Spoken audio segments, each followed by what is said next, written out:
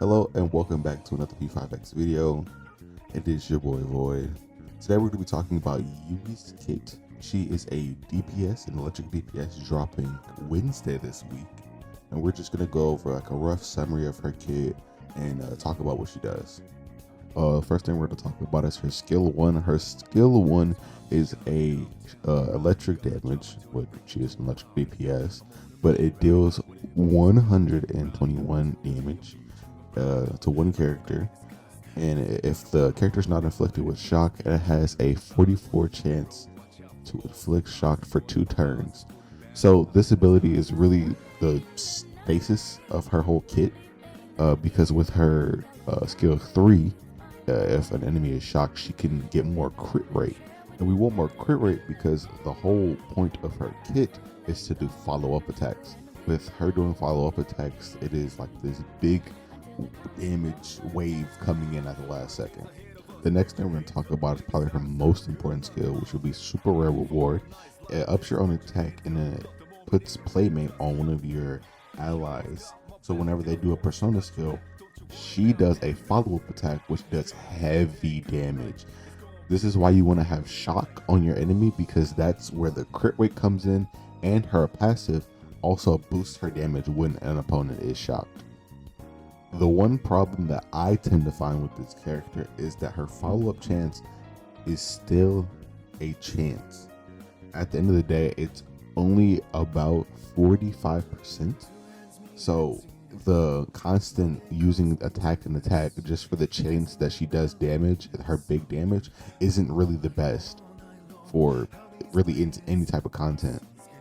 This is also one of the reasons why she fizzles out so fast in the meta, because on release she's super good big damage, but at the end of the day it's not really a long lasting character.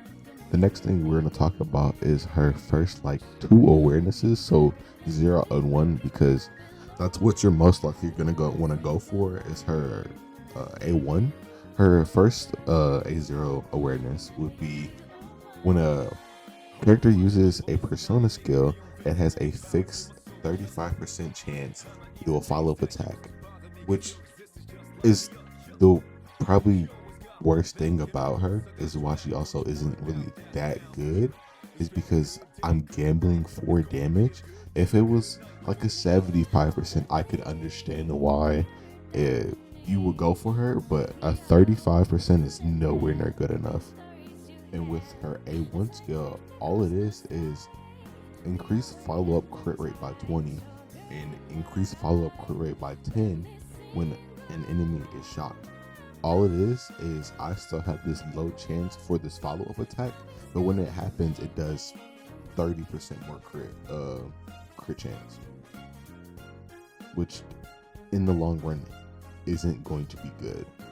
Lastly, we're going to talk about her weapon, her 5-star weapon. It's when you look at her 5-star weapon, you can tell that this is a weapon you must have, or you will really want to have for this character, because it ups crit rate, which is going to be good if you're going to pick her up, but it also ups damage. Thing at the bottom of her weapons kit, it reads that if your playmate activates a follow-up skill or an electric based attack activates the follow-up skill, it gets more damage, which means if you're not built around electric based, you're losing out on big damage, which is gonna be very important for her big wave of attack. But at the end of the day, this is a gacha game. We're all here to have fun. If you like this character, like her aesthetic, like her kit, and feel like she would be useful to you, or just because you want to have her, go ahead and pick her up. I won't stop you. But that'll be the end of this video. I will see you next time, and I hope y'all have a good day. Like and subscribe. See you later.